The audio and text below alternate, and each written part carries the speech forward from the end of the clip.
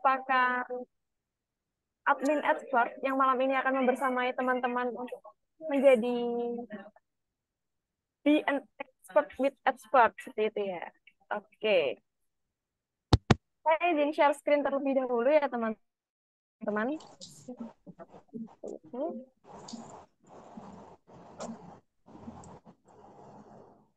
Besoknya sih ruang dulu.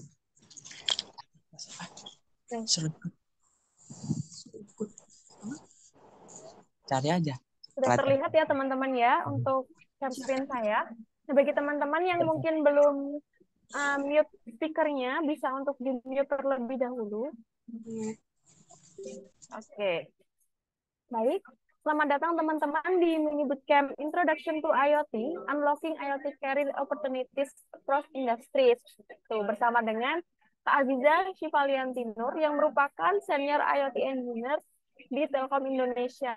Nah, mungkin di sini saya ingin menyapa Kak Aziza terlebih dahulu. Halo Kak Aziza.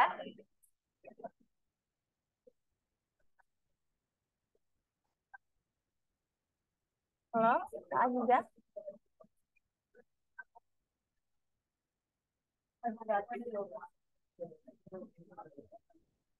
Halo Mbak Enggi, sorry tadi Kaknya.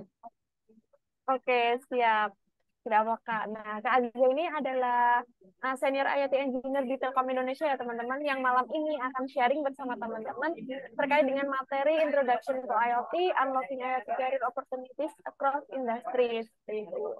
Nah, mungkin sebelumnya saya pengen tahu dulu nih, kira-kira apa sih motivasi teman-teman buat ikut webinar pada malam hari ini, ikut mini bootcamp pada malam hari ini nih. Nah, teman-teman bisa banget tulis apa motivasi teman-teman ikut mini bootcamp pada malam hari ini di chat Zoom seperti itu dengan format nama, pekerjaan, dan motivasi. Seperti itu. Misal di sini saya Anggi, pekerjaan sebagai admin expert, motivasi ikut mini bootcamp adalah untuk belajar agar kedepannya bisa menjadi IoT engineer seperti itu. Bisa banget nih, yuk teman-teman sampaikan di kolom chat nih. Oh ya, mungkin saya juga izin mengingatkan ya teman-teman, bagi teman-teman yang ingin on cam, silakan untuk on cam dengan menggunakan virtual background yang sudah kami kirimkan melalui kolom chat ya teman-teman. Oke, di sini ada Kak Mariana, ibu rumah tangga ya Kak.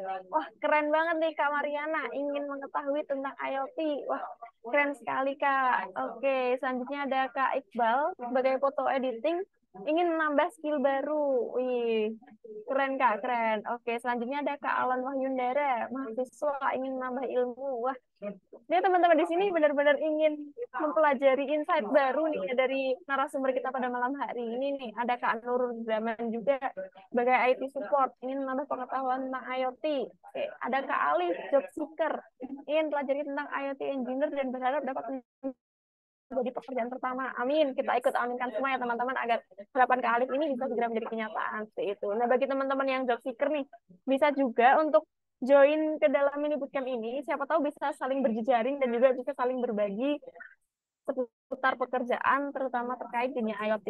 Gitu. Ada juga Kak Dito, IT Helpdesk, ingin menambah pengetahuan. Wah, di sini sebagian besar memang ingin mempelajari dan menambah pengetahuan terkait IoT ya teman-teman. Seperti itu. Oke, keren sekali nih teman-teman. Kalau bahasa uh, uh, anak kerja sekarang itu sangat ambis dan sangat ingin meraih apa yang dicita-citakan seperti itu ya teman-teman. Terutama kita ini sebagai Gen Z seperti itu ya teman-teman. Oke. Ada juga Kak Gozi, mahasiswa ingin belajar karir sebagai IoT engineer. Nah, amin. Semoga semua yang teman-teman tulis di sini bisa tercapai dan kita aminkan bersama-sama ya teman-teman. Semoga bisa segera teraih. Seperti itu. Oke, mungkin saya lanjut terlebih dahulu. Nah, apa aja sih yang akan kita laksanakan atau kita lakukan pada malam hari ini? Nah, agenda kita pada malam hari ini, teman-teman, ada 4. Yang pertama adalah expert program overview. Nah, dari tadi saya spill nih, expert. Tapi expert ini apa sih? Nah, nanti saya akan jelaskan terlebih dahulu apa itu expert. Itu. Kemudian akan ada presentation session atau sesi pematerian dari Kak Aziza, yang tentunya ini adalah sesi yang paling teman-teman tunggu-tunggu ya. Oke, selanjutnya akan dilanjutkan oleh Kak Azza juga, yaitu sesi live coding. Nah, nanti teman-teman bisa mengetahui nih, oh seperti ini nih coding IoT. Seperti itu. Oke, jadi jangan sampai ketinggalan materi malam hari ini. Oke, selanjutnya dilanjutkan dengan sesi Q&A atau question and answer. Nanti teman-teman bisa bertanya apapun yang ingin teman-teman tanyakan kepada narasumber kita yang keren banget pada malam hari ini. Nah, nanti sebelum ditutup akan ada sesi foto bersama terlebih dahulu, kemudian akan ditutup oleh moderator yaitu saya. Gitu. Oke. Nah, kita masuk ke agenda yang pertama ya teman-teman, yaitu expert overview. Nah, jadi apa sih expert itu kok? Dari tadi disebut nih expert, expert, expert.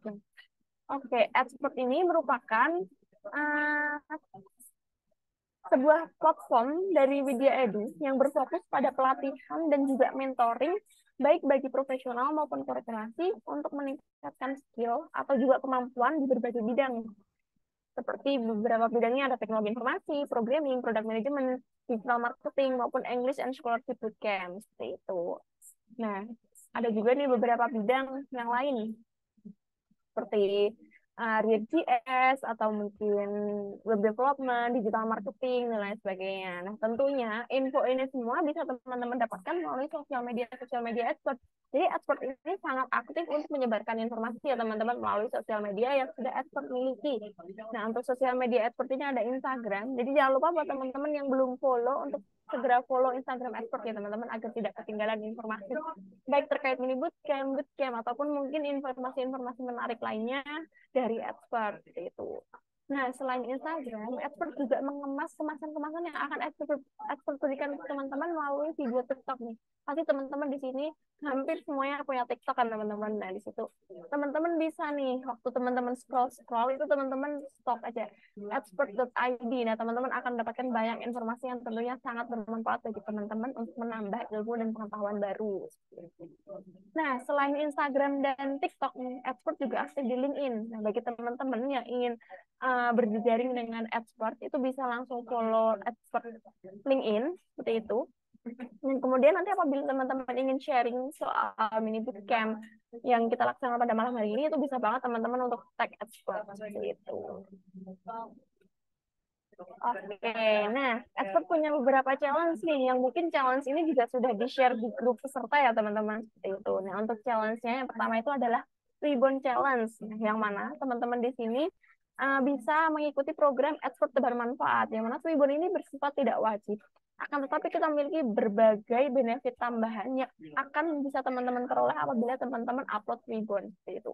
Jadi setelah mini bootcamp ini berlangsung dan setelah sertifikat itu dibagikan pada teman-teman, itu saya akan membagikan link klaim melalui grup mini bootcamp yang kemudian teman-teman bisa submit link uploadan teman-teman ke dalam form tersebut dan kemudian teman-teman langsung bisa akses dari benefit tambahannya.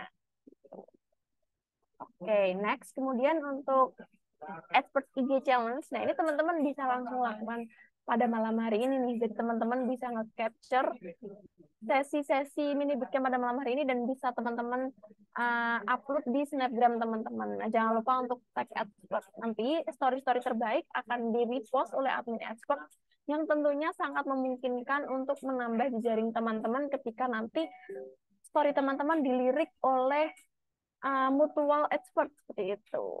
Oke. Nah, selanjutnya ada expert LinkedIn challenge nih. Nah, di sini ini challenge-nya seperti apa sih? Nah, besok setelah teman-teman mendapatkan sertifikat dari mini bootcamp malam hari ini, itu teman-teman bisa upload sertifikatnya melalui LinkedIn. Nah, itu bisa upload ke bagian sertifikat, tapi bisa juga upload di bagian postingan. Nah, di situ teman-teman bisa sharing. Teman-teman dapat apa aja sih? Nah, di sini tentunya teman-teman juga akan mendapat benefit dari upload sertifikat melalui LinkedIn ini. Gitu.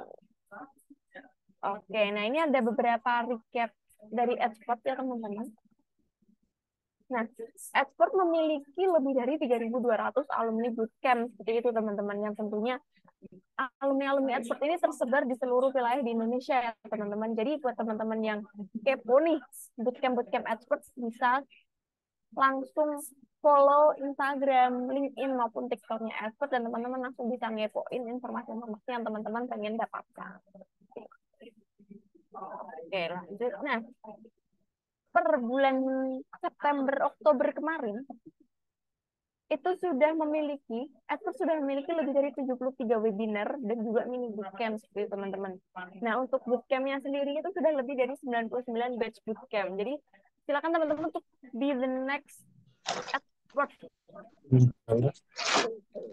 Oke. Zakat maghrib mau. Bagi teman-teman yang mungkin belum mute mic-nya, bisa di-mute terlebih dahulu ya. Ya, terima kasih. Nah, selanjutnya, selain bootcamp, Expert juga punya nih pelatihan untuk korporasi. Kayak yang sudah saya spill di awal tadi, selain untuk personal, Expert juga memiliki pelatihan untuk korporasi. Seperti itu. Nah, ini adalah beberapa program yang dimiliki. Training program dimiliki oleh Expert for Corporation. Seperti itu. Oke, nah ini ada beberapa instansi yang sudah bekerja sama juga dengan Expert for Corporation ya teman-teman. Itu ada Peruri, ada PLN, SMK Anihaya, SMK Wikrama, ada FMIPA UI, dan lain sebagainya. Tentunya ini juga instansi-instansi yang luar biasa ya teman-teman. Oke, nah ini untuk Peruri ya teman-teman, ada beberapa persoalan di sana dan Expert membantu untuk menyelesaikan permasalahan itu dengan program training yang dimiliki oleh Expert. Seperti itu. Nah, begitu pula dengan SMK Anihaya ya teman-teman. Jadi di sana itu memiliki kelas industri dan juga praktik kerja lapangan atau PKL. Nah, ada beberapa kebutuhan yang dimiliki oleh SMK Anihaya ini yang dibantu diselesaikan oleh Expert dengan program yang dimiliki oleh Expert. Seperti itu. Oke. Sekarang teman-teman pasti sudah tahu nih apa sih Expert. Nah, setelah masuki agenda Expert Program Overview, sekarang langsung aja nih masuk ke materi yang tentunya teman-teman tunggu-tunggu. Tapi sebelumnya, mungkin pasti banyak nih teman-teman yang bertanya-tanya, kapan sih presensinya, mana sih presentasinya? Nah, di sini sebelum kita masuk ke sesi materian, silakan untuk teman-teman melakukan presensi terlebih dahulu melalui link yang sudah saya tampilkan di layar. Bisa langsung di screenshot terlebih dahulu atau bisa difoto terlebih dahulu ya teman-teman. Dan mungkin dari admin Expert bisa bantu untuk share di kolom chat juga ya, agar teman-teman bisa langsung klik dengan mudah. Oke, tanpa perlu lama-lama, kita langsung saja pada Kak Aziza. Halo Kak, apakah sudah ready untuk sharing materi tentang Introduction to IoT malam hari ini? Iya, halo Mbak Anggi. Suaraku kedengeran? Aman Kak, sangat jelas. Oke. Oke, Sip. kepada Kak Aziza, kami persilahkan. Oke, ya, terima kasih Mbak Anggi. Halo teman-teman, selamat malam ya. Terima kasih sudah meluangkan waktunya. Mungkin aku akan pakai bahasa yang sedikit lebih santai aja kali ya, karena udah malam sambil istirahat, mungkin boleh sambil mau rebahan dan sebagainya. Karena kita mungkin akan banyak sharing-sharing nanti kalau teman-teman mau tanya, aku persilahkan aja. Nanti mungkin di sesi terakhir ada sesi tanya jawab ya setelah kita selesaikan sharingnya dan apa live codingnya. Oke, kita langsung aja ke materinya ya. Jadi sebenarnya yang mau aku share ini based on apa sih yang sebenarnya sudah eh, beberapa waktu ini cukup banyak aku pelajari dan geluti selama bekerja ini. Kemudian juga banyak masukan dari teman-teman yang lain, dari rekan-rekan yang lain, juga termasuk bahkan dari teman-teman internship atau misalnya teman-teman magang yang sebenarnya cukup banyak juga kita berinteraksi dengan teman-teman magang juga. Jadi belajarnya dua arah gitu. Mungkin ini akan lebih banyak kita overview tentang IoT, terus kemudian kira-kira sebagai IoT engineer tuh harus ngapain aja sih? Kemudian IoT ini kan akan jadi suatu new bisnisnya. Kemudian, nah bisnis itu semenjanjikan apa sih dan perkembangan ke depannya seperti apa gitu. Mungkin tadi udah dikenalin sama Mbak Anggi juga. Aku dulu backgroundnya emang engineering. Kemudian kemudian terjun ke Telkom memang sebagai officer, tapi lebih banyak bergerak di bidang digital, khususnya di bidang IoT. Gitu. Jadi role-nya banyak ke mungkin sekarang namanya product owner, dulu lebih banyak juga ke hardware engineer, terus kemudian kita solution architect dan sebagainya. Seperti itu. Jadi agenda hari ini kira-kira ada 4 gitu ya. Perkenalan tentang IoT Internet of Things itu apa, kemudian use case-nya yang bisa kita perdalam dan market trend-nya seperti apa, kemudian career opportunity-nya apa aja dan tips and tricks untuk menjadi seorang IoT engineer tuh kita mesti ngapain sih gitu untuk meningkatkan skill kita. Mungkin aku mau tanya dulu sih ke teman-teman bisa dijawab juga di chat gitu ya. Kira-kira IoT apa sih menurut teman-teman di sini? Monggo dijawab aja di share kalau ada yang mau jawab. Jadi kalau di sini kita lihat ada internet dan things gitu. Jadi terus ini ada tanda plusnya. Ya kurang lebih kayak menggabungkan ada dua terminologi ini, internet dan things itu sendiri. Jadi kita punya things yang dihubung. Nah, segala sesuatu yang terhubung ke internet, segala yang berhubungan dengan internet. Things-nya kita hubungkan dengan internet. Internetnya bisa macam-macam. Connectivity tidak terlepas dari misalnya WiFi, kemudian ya misalnya LAN dan sebagainya bisa juga ke GSM, NB, terus kemudian juga ada Sigfox, LoRa, Bluetooth dan sebagainya. Kemudian things-nya macam-macam ya, sensor itu sendiri ataupun aktuator di mana sensor nanti dia akan mendeteksi, mengukur aktuator dia punya action berdasarkan dari komen yang kita kirim melalui internet itu sendiri. Nah, di sini kita lihat ada smart light, ada smart room, terus kemudian ada AC, ada refrigerator yang pada dasarnya dengan internet atau dengan kita menambahkan sensor, kita bisa memonitor kondisi atau kerja perangkat tersebut dan bisa juga melakukan kontrol terhadap perangkat-perangkat tersebut. Entah kita mau melakukan schedule, kemudian mematikan, menyalakan, dan sebagainya. Next, mungkin kita heads up ke secara akademik dan ini ya dan apa namanya literal gitu definisi of IoT itu apa. Jadi interconnection of devices providing the ability to share information for enabling innovative applications. Jadi intinya adalah sharing data, sharing information untuk mendapatkan kita bisa mengenable sesuatu untuk dijadikan suatu aplikasi atau secara literal itu everything which we can connect to the internet will become internet of things. Jadi yang tadi segala segala benda atau perangkat yang bisa kita konekkan ke internet akan menjadi internet of things gitu. Kemudian secara M2M atau machine communication dulu secara tahap awal internet of things itu dibangun dari komunikasi M2M.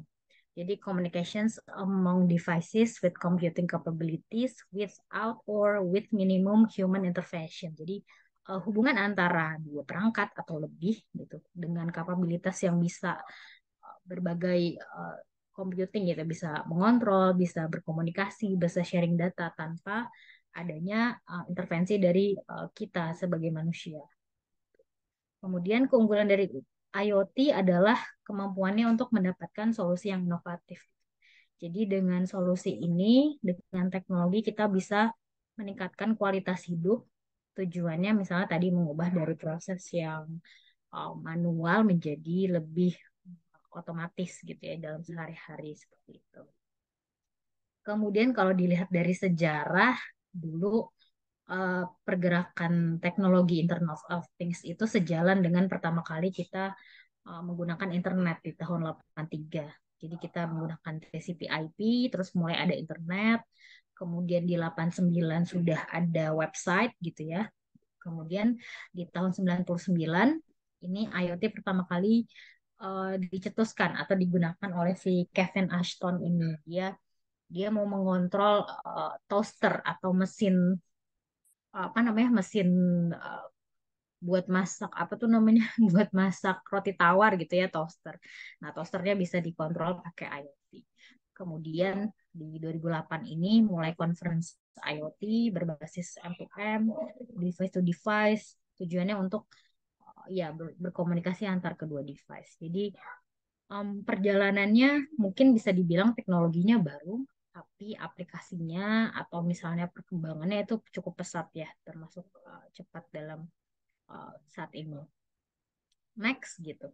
Next kita langsung bahas ke tentang view atau apa ya atau komponen penting dari suatu IoT. Jadi kalau kami biasanya sebutnya DNA, Device Network dan Applications. Jadi ini bisa dibilang tiga komponen penting dalam IoT, di mana tidak terdapat things-nya yaitu device, apakah itu sensor, kemudian aktuator dan sebagainya. Kemudian connectivity network, kita bisa pakai bermacam-macam connectivity dan applications. Nanti ada platform, ada mobile apps, ada web dashboard dan sebagainya. Next, nah ini contoh kita punya arsitektur dari suatu solusi IoT ya. Jadi kalau di device kita punya berbagai device, misalnya di sini ada sensor tekanan, kemudian ada CCTV, terus kemudian di sini ada Arduino Nano ya. Kemudian ada juga device-device yang short range gitu menggunakan Bluetooth, Zigbee, Z-Wave, Wi-Fi, RFID dan RF infrared dan sebagainya. Kemudian ada long range juga networknya LoRa, Sigfox, NB-IoT. Nah, kemudian masuk ke dalam network gitu yang hubungannya dengan infrastruktur internet atau ya dengan radio komunikasi lainnya. Bisa pakai satelit, kemudian fixed broadband yang seperti internet di rumahan kita atau mobile LTE, mobile broadband, GSM, NB-IoT, 4G, kemudian juga radio. Radio basisnya bisa LoRa, Sigfox dan sebagainya. Kemudian ada platform. Platform ini rumah gitu ya, bisa dibilang saya anggapnya sebagai rumah dari segala data yang kita dapatkan dari things-nya ini, dari sensornya, masuk ke dalam rumah yaitu platform. Kemudian nanti akan ada aplikasi yang sebagai interface ke kita, apakah bentuknya uh, user dashboard atau misalnya mobile apps gitu. Next, nah jadi sebagai apa ya, suatu role apa sih sebenarnya yang bisa kita berikan di dalam suatu ini ya, suatu ekosistem IoT. Kita bisa sebagai pertama hardware manufacturer. Hardware manufacturer itu tadi yang menyediakan perangkat atau hardware engineer. Kedua adalah connectivity provider yang tadi menyediakan network, menyediakan gelaran internet di suatu area gitu, terus memastikan coverage, memastikan kualitas sinyal, memastikan tidak ada apa obstacle dan sebagainya, drive test. Kemudian application developer atau web developer gitu ya. Tujuannya dia mengagregasi atau mengintegrasikan data dari sensor ke platform. Dari platform kita punya interface dashboard yang lebih menarik dan lebih bisa memvisualisasikan data dari sensor kita. Kemudian yang terakhir adalah data analytics. Kemudian bisa diekspansi lagi menjadi data science, kemudian big data analysis dan sebagainya. Karena uh, dari IoT ini kita punya data yang banyak, bisa dijadikan sebagai big data dan akan jadi lebih kaya kalau atau dipredik untuk jadi salah satu acuan misalnya dalam menentukan oh kontrolnya harus seperti ini atau misalnya nanti ada prediksi dari tren misalnya tren temperatur gitu. Jadi kita bisa memprediksi nanti besok itu nanti kira-kira seperti apa temperatur di ruangan ini atau misalnya di suatu wilayah seperti itu. Next, wait. Nah, jadi terus kita belajar juga IoT ini kan perkembangan secara teknologinya sudah uh, cukup panjang ya. Singkat tapi cukup eksponensial perkembangannya. Tapi bagaimana sih aplikasi IoT ini diterima di masyarakat, terutama di market gitu. Karena kalau kita berbisnis, ujung-ujungnya memang uang, bukan hanya tujuannya mencari keuntungan, tapi memastikan bahwa teknologi yang kita kembangkan ini memang bisa diterapkan ke masyarakat yang tujuannya um, mempermudah kita ya, mempermudah bisnis dan meningkatkan kualitas hidup tadi gitu. Jadi uh, pasti perkembangan IoT itu didorong sama adaptasi teknologi digital. Jadi dia pasti akan selalu cepat karena kita memang perkembangan teknologi digital juga semakin tinggi. Terus kemudian ada suatu data dari Frost and Sullivan. Jadi kita akan mendapatkan market sebanyak 18,4 US dollar miliar pada tahun 2025. Kemudian pertumbuhan CAGR atau kayak pertumbuhan tahunannya sebanyak 25,4% dari tahun 2019 sampai 2025.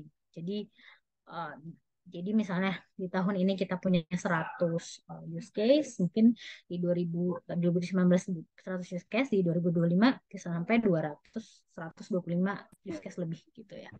Jadi perkembangan secara revenue-nya semakin semakin besar dari tahun ke tahun. Kemudian kalau dilihat dari overall teknologi di tahun 2005 ini, jadi ada beberapa segmen yang sudah siap gitu yang menerima adaptasi IoT. Paling besar itu di transport dan logistik gitu. Nah, transport dan logistik berarti nggak jauh dari solusi monitoring tracking, terus kemudian fleet management dan sebagainya. Kemudian di manufacture dan industrial, kemudian di ketiga di otomotif, di energy dan utilities, kemudian financial service dan insurance, healthcare dan wellness, dan juga retail dan hospitality.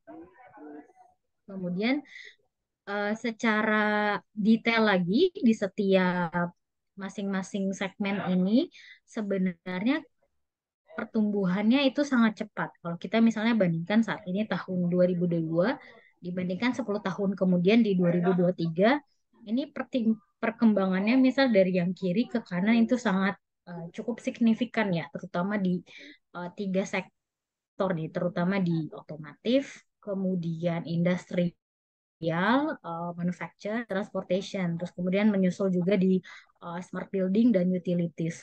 Jadi mungkin sektor-sektor ini yang akan cukup banyak mengadaptasi IoT lebih awal untuk tujuannya apakah itu memonitor aset, apakah itu memonitor pergerakan gitu. Seperti itu yang pasti akan secara tren akan lebih banyak diadaptasi. Kemudian kalau kita lihat secara detail, jadi segmennya bisa ada apa aja sih gitu untuk membangun suatu ekosistem IoT yang baik gitu di suatu wilayah. Jadi pasti kita punya physical and digital infrastructure dan use case atau service layers yang akan mengadaptasi teknologi ini. Jadi secara apa ya prinsipnya, secara fondasinya kita harus punya hardware atau device yang cukup dulu gitu. Jadi kita uh, juga punya kebutuhan untuk memperbanyak device maker. Tidak hanya kita membeli atau melakukan impor dari China. China memang banyak jadi salah satu negara yang apa ya, yang punya kontribusi terhadap elektronik dan digital cukup tinggi dan cukup besar. Jadi kita juga sebagai instalasi di tahun 2045 di Indonesia ya kita juga harus bisa menyediakan hardware dan ada juga software dan core enabling service. Jadi lebih ke platform dan internet, connectivity dan sebagainya. Itu juga sekarang banyak juga platform yang sangat cukup terkenal gitu ya, dan prominent digunakan di banyak orang seperti AWS, kemudian Azure, GCP, you name it banyak lah. Nah itu memang di develop oleh teman-teman kita di sana gitu. Tapi nggak akan menutup kemungkinan kalau kita juga mulai mendevelop platform-platform tersebut. Tujuannya sih akan pasti untuk meningkatkan kemampuan kita dan memaksimalkan resource yang ada di sini. Gitu. Tadi kemudian balik lagi ke use case dan service layer-nya ini bisa di berbagai segmen seperti di mobility tadi, mobility dan transport, smart energy dan water, kemudian medical health dan safety, kemudian community and logistics, kemudian juga di education, retail and finance. Seperti itu. Kemudian kalau diingat lagi salah satu roadmap di Indonesia adalah Making Indonesia 4.0 yang dari Kementerian Perindustrian atau Indi 4.0 gitu ya. Era industri 4.0. Jadi tujuannya pengen menjadi top 10 kekuatan ekonomi dunia, terus kemudian meningkatkan produktivitas terhadap biaya, terus kemudian dari cost gitu lebih lebih apa lebih diefektifkan. Kemudian juga mendorong ekspor neto menjadi 10% dari PDB. Nah, sehingga di Indonesia ini sendiri juga akan jadi fokus untuk membangun 5 sektor manufaktur dengan daya saing regional, maksudnya dengan bisa memanfaatkan potensi di setiap daerah gitu. Misalnya di Sulawesi ada potensi nikel, maka akan didorong manufaktur di nikel di Sulawesi. Kemudian di Sumatera misalnya ada potensi uh, apa perkebunan atau misalnya sawit dan sebagainya dan itu diolah sebagai produksi itu di Sumatera seperti itu. Nah, kalau yang jadi salah satu highlight di Kementerian Perindustrian ini IoT ini akan diadaptasikan di 5 sektor di manufaktur, contohnya bidangnya food and beverage, kemudian tekstil, otomotif, elektronik, dan chemical. Jadi ini yang akan diadopsi ya di banyak manufaktur tersebut. Seperti itu. Kemudian next kita sudah tahu apa itu IoT-nya, terus kemudian sudah tahu potensi marketnya, terus gimana sih kita punya career opportunity di bidang IoT ini, gimana cara kita bisa masuk ke dalam segmen pasar yang sebenarnya besar ini gitu. Jadi mungkin kalau kita lihat um, akan banyak disruption ya di dunia ini gitu. Jadi berbagai pekerjaan yang biasanya kita menggunakan istilah padat karya, mungkin teman-teman ada yang pernah dengar padat karya atau sudah cukup asing karena itu istilah sekitar tahun 90-an, 2000-an itu pakai menggunakan istilah padat karya di mana pekerjaan bisa dilakukan oleh banyak orang orang karena bisa menyerap pekerja apa tenaga kerja lebih banyak, kemudian bersifat berulang, jadi bisa digunakan lebih banyak pekerja tujuannya untuk mempercepat produksi. Nah, saat ini era tersebut sebenarnya sudah terdisrupsi dengan teknologi gitu ya. Jadi tidak ada lagi istilah padat karya atau banyak pekerja gitu, tapi malah yang dibutuhkan reskilling gitu. Jadi upskilling.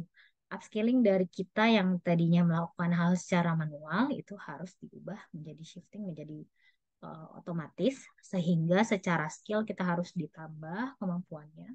Kemudian proses berpikirnya jadi lebih kompleks dibandingkan kita melakukan hal yang repetitif gitu. Karena yang repetitif udah digantikan um, dengan device atau dengan perangkat yang otonomus. Seperti itu. Jadi uh, jadi di tahun 2025 itu 50% dari total pekerja yang ada di Indonesia atau di dunia itu harus melakukan upskilling, menambah skilling. Kemudian eh, selama 5 tahun ke depan juga 40% itu akan terjadi shifting pergantian pekerjaan role gitu ya. Yang tadinya operasional mungkin akan berubah menjadi operasional juga tetap, tapi tetap ada skema supervisor dari sisi yang dilakukan secara automation. Kemudian, sebentar. Kemudian top skills yang dibutuhkan di 2025, analytical thinking, kemudian innovations, active learning, complex problem solving, critical thinking, creativity dan sebagainya. Ini memang kalau dilihat lebih banyak ke soft skill ya, tapi soft skill ini jadi apa ya? Jadi landasan penting kalau kita mau melakukan problem solving terhadap suatu case atau suatu use case yang berhubungan dengan teknologi gitu. Nah, itu jadi salah satu landasannya. Kalau di sebelah kanan ini yang hard skill-nya. Jadi ada di IoT ini ada banyak role ya. Jadi nggak cuma satu orang bisa one man show, bisa melakukan segalanya sampai device-nya live gitu. Nah, itu nggak bisa. Jadi memang harus ada dukungan dari orang yang bisa menggunakan atau membuat IoT device gitu. Kemudian jadi ada IoT hardware engineer atau kemudian embedded system, kemudian ada IoT connectivity yang hubungannya dengan telco engineer ada di 5G, LTE dan sebagainya. Kemudian di IoT platforms itu butuh IoT architect untuk mendesain platformnya seperti apa. Kemudian juga ada developernya. Kemudian IoT Edge atau Cloud Analytics atau tadi yang data analytics itu butuh data science, butuh data engineer, butuh data analytics atau data visualizations untuk mendapatkan uh, analisis data yang lebih baik. Kemudian IoT Enterprise Integration. Jadi ini lebih banyak ke sisi bisnis prosesnya. Jadi banyak kadang perusahaan ini secara teknologi IoT itu memang sudah ready, tapi secara bisnis mereka belum bisa melakukan perubahan bisnisnya dari proses yang manual diubah ke digital tuh agak berat buat mereka karena tetap ada uh, human yang harus dipekerjakan dan sebagainya. Nah, ini mesti diubah proses bisnisnya oleh rekan-rekan yang punya kemampuan di bisnis dan juga di engineering. Kemudian yang terakhir ada IoT development dan DevOps yang hubungannya dengan dashboard, server, data, dan sebagainya. Gitu, teman-teman. Nah, so what? Terus gimana nih kalau udah tahu IoT, udah tahu skillnya, udah tahu uh, cara kita mendapatkan datanya. Nah, kita bisa pakai untuk big data dan analytics untuk uh, apa next level dari IoT itu sendiri. Kita bisa mendapatkan big data, kita punya analytics, kita punya pattern, kita bisa bangun AI. Tapi itu akan jadi roadmap yang panjang karena saat ini sih memang secara implementasi belum banyak ya uh, industri atau manufaktur atau bisnis yang menggunakan IoT dari awal hingga akhir. Jadi kita punya PR dulu untuk collecting data yang banyak baru kita bisa punya. Nah, itu jadi dari big data kita IoT, data collection through IoT, lalu nanti ada AI yang berdasarkan database learning dari data tersebut. Kemudian ini masuk ke sesi terakhir sebelum kita live coding. Jadi tipsnya gimana sih mau jadi IoT engineer? Jadi mungkin tahu value-nya, basic skill sama continuous learning yang akan menghasilkan curiosity. Jadi ada skill hardware, design system, network engineer, platform architect, application, dan sebagainya. Kemudian tadi soft skill, analytic thinking, creative learning, dan sebagainya. Intinya sih pede dulu aja, tahu aja yang mau kita lakukan apa, dan fokus sama yang harus kita tingkatkan di skillnya itu sendiri. Yang kedua adalah belajar langsung, karena IoT kalau nggak hands on ya bingung karena akan jadi teori aja itu sih. Kemudian nah biar langsung info sebenarnya langsung ke sesi live coding ya teman-teman. Jadi apa sambil learning by doing kita akan jelasin dulu tentang salah satu use case. Ini adalah bagaimana cara kita melakukan apa ya perubahan bisnis proses, perubahan cara mendeliver suatu barang gitu dari production sampai ke customer. Jadi di sini ada use case, kita punya ini use case terjadi di saat kita dulu pandemi vaksin apa COVID gitu ya. Kita kan butuh vaksin nih di seluruh kelurahan, bahkan vaksinnya sampai di seluruh puskesmas di setiap desa gitu ya. Gimana caranya vaksin yang dibuat di production di satu kota, misalnya di Jakarta atau ada di Surabaya itu bisa terbaik sampai ke kita, sampai biusnya, sampai ke customer, sampai ke pasien atau perubahan kehilangan. Caranya meningkatkan traceability. Kemudian bagaimana cara memastikan vaksin itu sampai dengan waktu yang tepat. Kemudian bagaimana cara menjaminkan bahwa kualitas vaksinnya tetap baik. Jadi kalau melihat dari pertanyaan pertama, bagaimana meningkatkan traceability, kita butuh data location atau GPS gitu ya. Jadi si vaksin ini ada di mana saja, lokasinya melalui daerah mana saja itu kita butuh data location. Kemudian gimana kita men-ensure vaksinnya datang tepat waktu, garansi kualitasnya baik. Itu berarti kita harus tahu temperatur. Karena vaksin ini dia harus diamin dalam kondisi temperatur 2 sampai 8 derajat Celcius. Nah, kalau di luar dari range itu bisa dibilang vaksinnya rusak gitu. Jadi emang harus dipastikan dia tetap dalam kondisi itu. Kemudian untuk mekanisme kita pakai SOS button untuk apa namanya? Untuk mendeteksi kalau ada masalah, kalau ada vandalisme atau ada misalnya di tengah jalan berhenti terus kemudian truk distribusinya dibuka seperti itu. Jadi digunakan devices pertama di truk yang membawa vaksin, di motor dan di chiller. Jadi ditambahkan sensor temperatur, kemudian position dan SOS button. Kemudian di motor juga ada deteksi pos temperaturnya di dalam boxnya berapa, kemudian ada positionnya. Dan ada chiller yang dijadikan tempat menyimpan ini ya sensor vaksin-vaksinnya. Dilakukan monitoring temperaturnya seperti itu. Kemudian dari device ini dihubungkan ke network. Jadi ada sensor yang dihubungkan dengan connectivity GSM gitu karena dia bergerak maka dia harus minim blank spot dan lebih real time. Ada juga yang melalui LoRa dari masing-masing chiller, kemudian masing-masing perangkat ini dari network masuk ke platform dan ada application di command center yang tujuannya untuk melakukan reporting, monitoring, controlling, dan desain sistemnya seperti apa. Nah, tujuannya adalah nanti akan mencapai productivity dan efisiensi. Productivity ini maksudnya berarti seluruh vaksinnya apa ter terkirim dengan baik, terus kemudian dalam kondisi yang baik, tidak ada yang rusak, tepat waktu. Efisiensi ini hubungannya dengan efisiensi waktu ya. Jadi dia tepat waktu, dia tidak ada intervensi yang bisa mendelay dari pengiriman vaksinnya. Seperti itu. Nah, hari ini kita akan coba mini ini ya, mini mini use case dari salah satu apa yang kita monitor di solusi vaksin ini yaitu adalah temperatur dan humidity. Jadi aku sebenarnya punya dua contoh perangkat.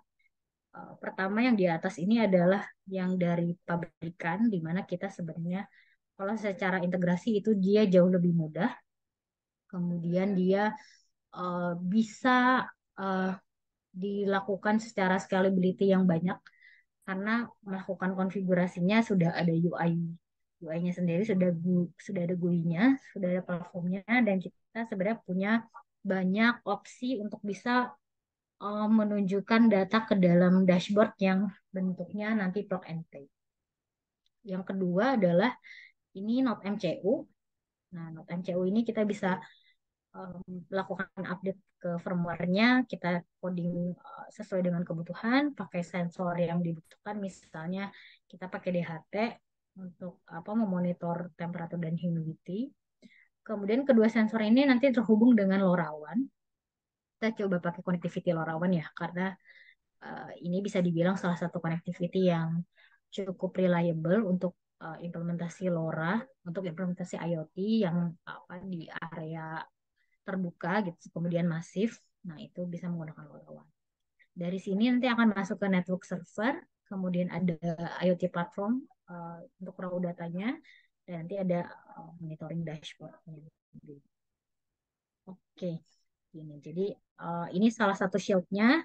Kita pakai DHT, kemudian nanti dia akan bisa mendapatkan datanya seperti apa. Kita mulai dulu mungkin dari yang ini, dari yang mudah dulu ya, apa, dari yang malset ini. Jadi aku sambil tunjukkan teman-teman bisa lihat sensornya ini kan kecil ya, cukup kecil. Kelihatan nggak? Kelihatan ya. Jadi sensor ini secara interface kita bisa config dari handphone karena dia ada NFC-nya.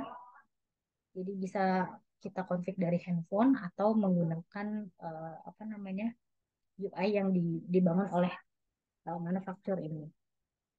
Sebentar aku coba share ke teman-teman.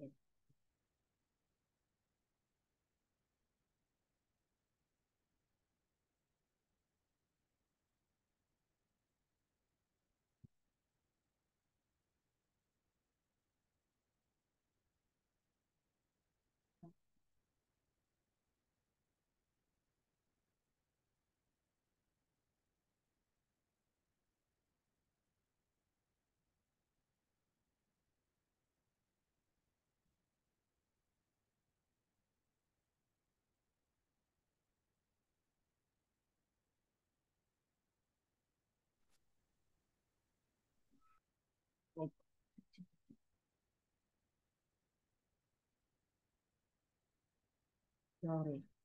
Kayaknya biar lebih gampang kita coba pakai handphone aja kali ya untuk um, jadi ini basicnya dia pakai ada suatu apps, kelihatan nggak? Suatu apps toolbox untuk mendetek uh, masing-masing perangkat ini apakah dia connect atau enggak.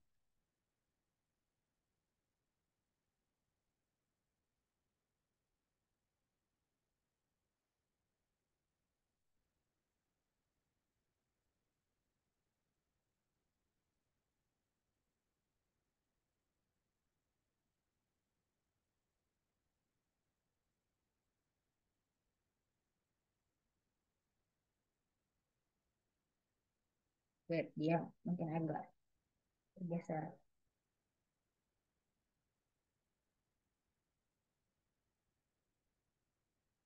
Dia akan ada status reading itu.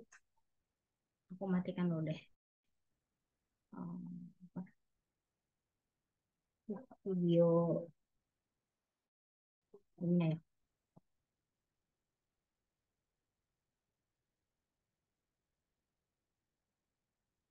Oh, ya. Bentar, kita matikan dulu si bijinya. Jadi si device ini kita bisa monitor statusnya melalui sensor ini, aplikasi. Apakah dia statusnya on, kemudian statusnya off gitu. Kita bisa memantau join statusnya. Terus kita bisa melakukan setting.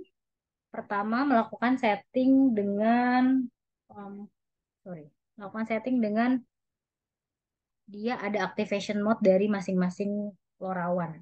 Jadi LoRaWAN itu akan ada parameter seperti OTAA, ABP yang hubungannya dengan aktivasi perangkat ini dengan network. Nah, saat ini kita pakai over DA authentication, jadi semacam autentifikasi network dengan device. Dia punya uh, device AUI, kalau kalau teman-teman udah cukup familiar dengan LoRa. Jadi semacam identifikasi atau serial number dari perangkat tertentu. Kemudian untuk setting berikutnya adalah setting dari apa namanya? Setting dari ini ya, dari channel LoRaWAN frekuensinya. Jadi kalau di Indonesia kita pakai 923-2 megahertz. Nah, di situ kalau misalnya tiap device-nya sudah bisa disetting di frekuensi tersebut, nanti dia bisa connect ke frekuensi LoRaWAN Indonesia. Kemudian kita juga akan men-setting misalnya waktu pengiriman apakah semenit sekali atau 2 menit sekali atau bagaimana. Nah, setelah kita setting, menggunakan device ini, menggunakan apa ya, aplikasi dari bawaan dari masing-masing perangkat ini, nanti dia akan menunjukkan data yang kita tujukan ke dalam suatu misalnya platform. Platform ini let's say akan menjadi um, rumah gitu ya, rumah dari data dari masing-masing perangkat. Kita ada contoh data di tadi.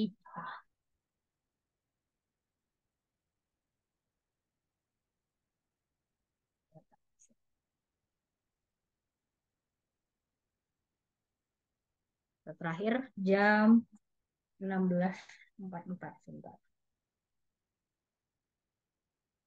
Kita nyalakan dulu. Nah, jadi data ini dia akan update ke dalam apa? Ke dalam dashboard. Nah, terakhir ini last update jam 16.44. Tadi belum kita nyalakan. Coba kita setup dulu sampai dia nyala. Nah, dia akan mengirim data selama 1 menit sekali.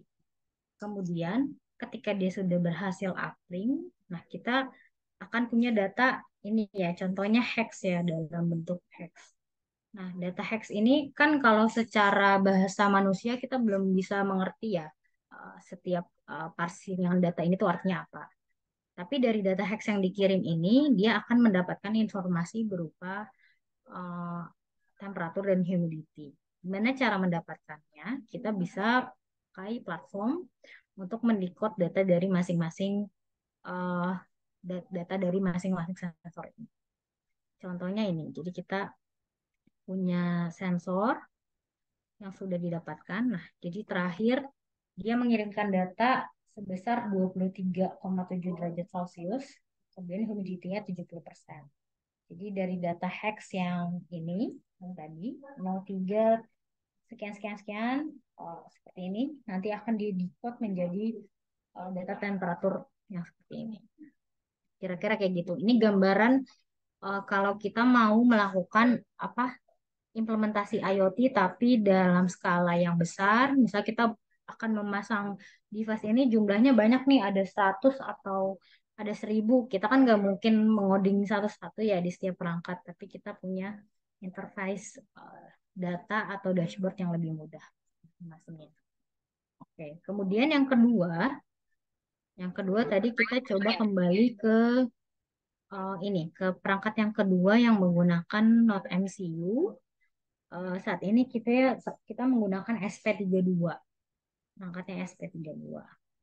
Jadi kalau dilihat dari bentuknya ini teman-teman bisa lihat di sini ada di sini ada uh, SP-nya, di sini di bawah, kemudian di atas ada shieldnya yang ini sensor DHT. Jadi mendapatkan data berupa temperatur dan humidity juga. Tapi kita bisa sesuaikan dengan kebutuhan untuk kita melakukan pengiriman data yang berapa banyak dan sebagainya. Sebentar aku coba share komponen firmware di dalamnya gitu. Sambil kita jelaskan sambil kita compile dulu ya ke perangkatnya. Nah, kalau dilihat mungkin kalian akan mulai belajar nanti dengan teman-teman di Expert apa saja sih komponen dalam melakukan apa ya konfigurasi atau membuat perangkat IoT itu seperti apa. Pertama kita menggunakan library biasanya. Di sini ada library LoRaWAN untuk kita mengirimkan data. Dan yang kedua adalah library DHT atau sensor itu sendiri. Terus kita mendefine pinnya.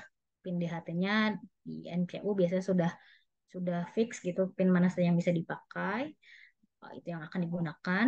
Kemudian ini parameter LoRa yang akan didaftarkan ke platform masing-masing.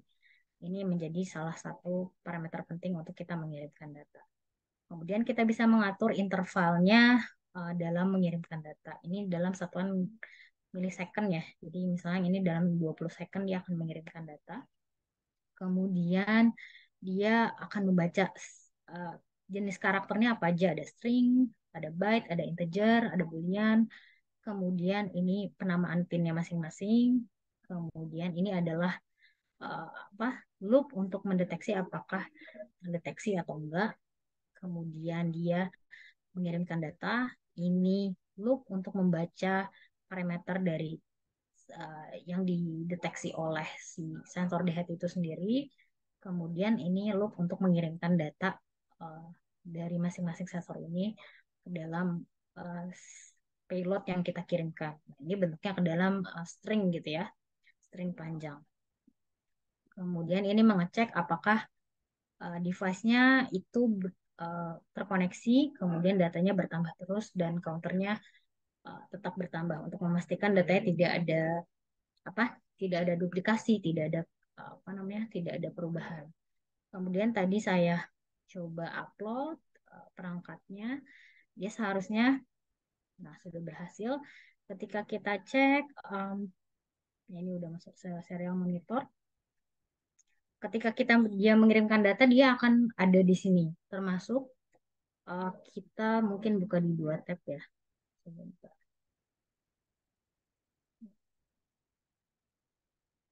Ini datanya kalau di serial monitor udah masuk ya. Ini ada satu data. Terus kita coba buka di platform kita apakah datanya sudah muncul atau belum. Harusnya kalau di serial monitor muncul ya, di platform udah muncul sih. Ya, wait ini internetnya.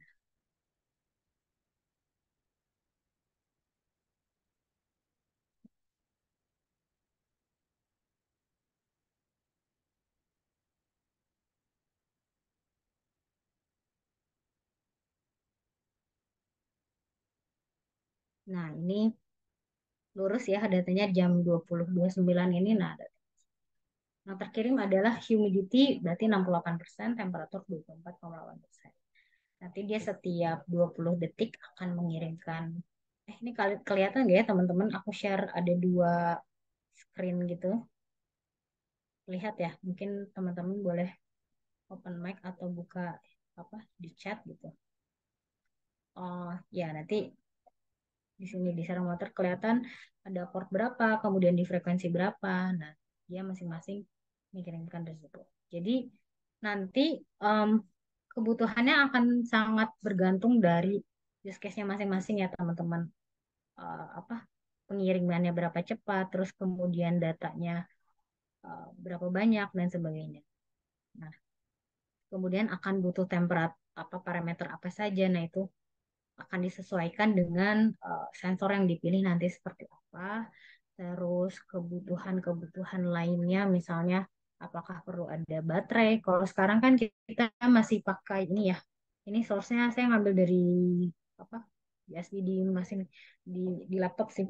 Ketika nanti implementasi kan tetap butuh shield, tetap butuh box, terus kemudian power source-nya apakah ngambil dari PLN atau misal pakai baterai atau pakai solar panel, nah itu akan lebih banyak lagi kebutuhannya yang perlu dipikirkan untuk penggunaan apa device-nya seperti apa.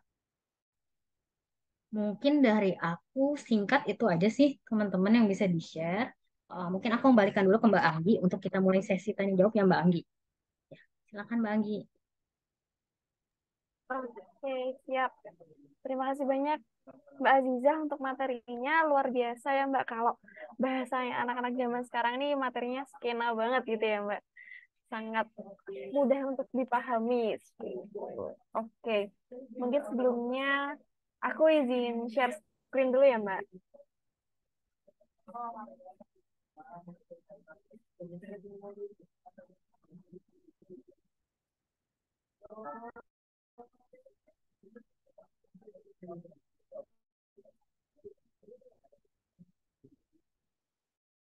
Oke, nah karena tadi teman-teman sudah menyimak materi dari Mbak Azizah dengan sangat baik ya teman-teman.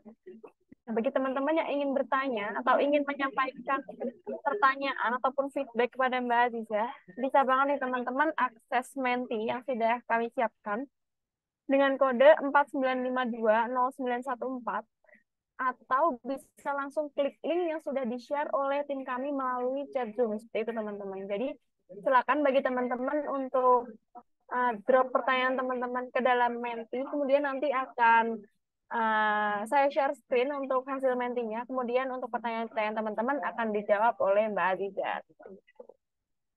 Dan tadi sudah beberapa kali di-share juga ya teman-teman untuk mentinya, jadi teman-teman bisa langsung klik linknya aja dan kemudian bisa langsung isikan pertanyaan ke dalam kolom menti tersebut.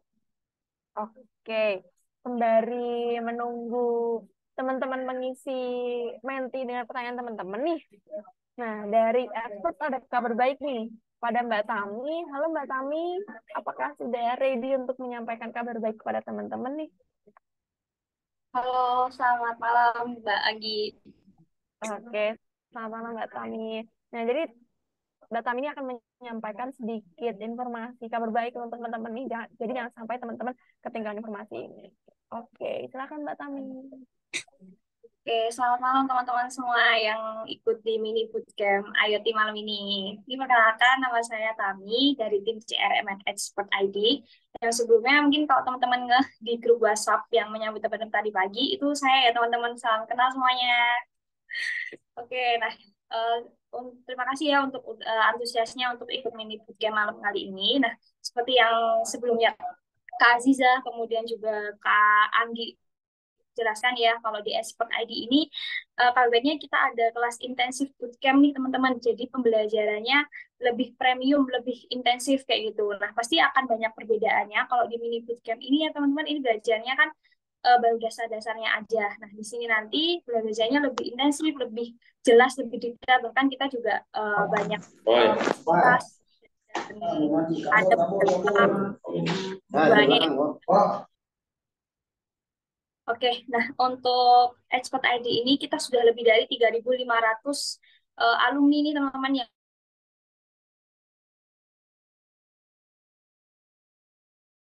Itu Mas.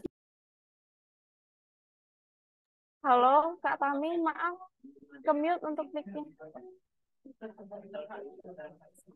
sudah ya teman-teman ya. Oke, aman nggak?